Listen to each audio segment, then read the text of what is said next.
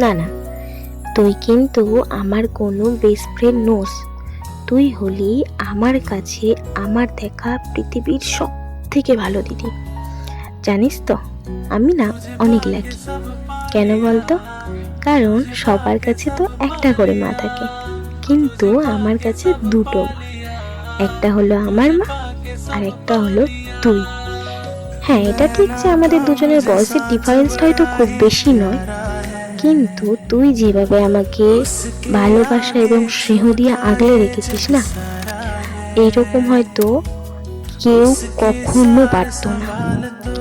আমরা সিনেমাতে সবাই তো দেখেছি যে একটা দিদি কিভাবে তার ভাইকে ভালোবাসা দিয়ে এবং মায়া মমতা দিয়ে বড় করতে পারে। আর বাস্তবে আমি না তোকে দেখেছি, তোকে আইডল মেনেছি। সত্যি কথা বলতে তুই হয়তো আর কদিন পরেই বাড়ি ছেড়ে অন্য বাড়িতে চলে যাবি।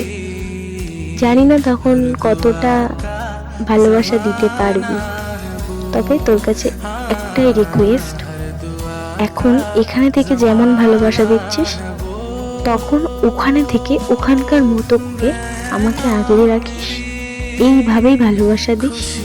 এটুকুই তোর কাছে চাওয়া। আমিও চেষ্টা করব আমার মতো করে তোকে আগলে রাখার। আর আজকের দিনের জন্য শুভ জন্মদিনের প্রীতি শুভেচ্ছা ও অভিনন্দন এবং আন্তরিক ভালোবাসা। তুই অনেক আনন্দ কর, অনেক এনজয় কর। আমিও চেষ্টা করব আমার 100% দিয়ে তোকে আনন্দ দেওয়ার। জানি না কতটা করতে পারবো, বাট আমি চেষ্টা করব আমার 100% দিয়ে।